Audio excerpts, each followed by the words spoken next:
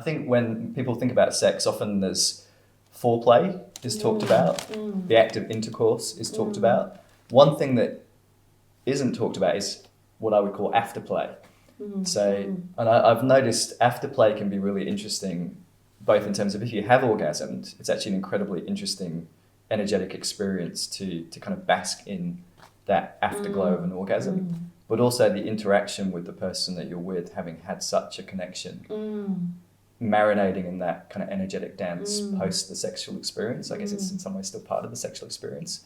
Could you talk a little bit about that whole genre or component of sex and relationship? Absolutely, and what a fantastic point to raise, because it is often completely overlooked or misunderstood as well. And so the first thing that comes to awareness is similar to the last point we were exploring, that there are differences between men and women when it comes to the afterglow, because the masculine's energy is projecting and a woman's energy is receiving and internalizing. And ultimately at the peak, they reverse. And so the woman becomes more externalizing and the male becomes more internalizing. And that's because at the peak, the polarity of that sexual tension has been neutralized.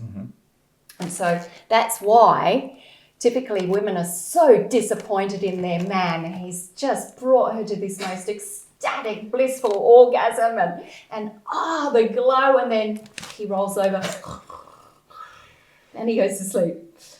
And she's like, but we were so united, and where have you gone, my love? Why are you going to sleep? Didn't you enjoy that? But there's a physiological and energetic reason that's the primary dynamic. Now, not for all men, but it's just the dominant tendency.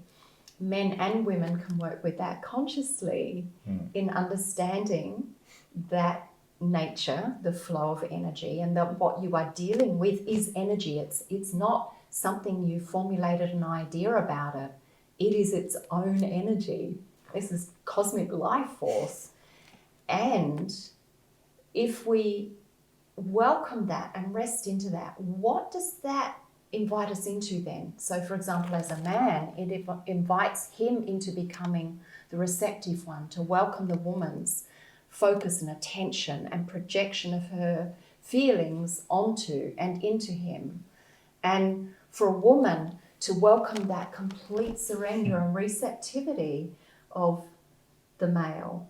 And by the way, I'm going to just come back to the point again. This goes equally for men, women. I'm just speaking in terms of male, female for the reference to masculine, feminine energy.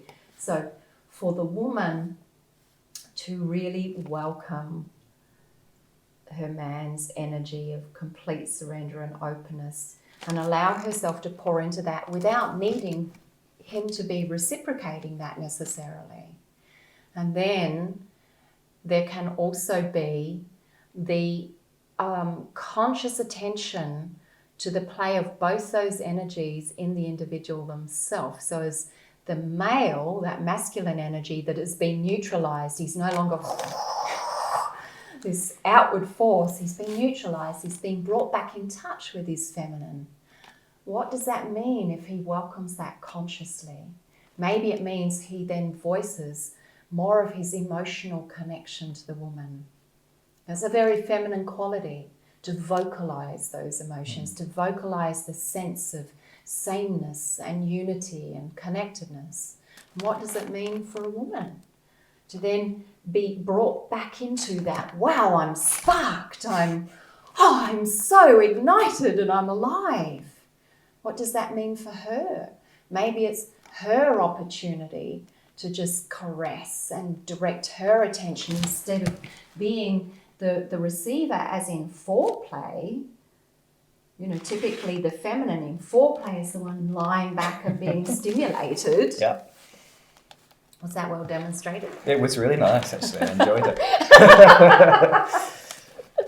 And so it's really about this conscious attention and surrender and welcome of the masculine, feminine energies, and letting yourself just submerge in those and see where it carries you.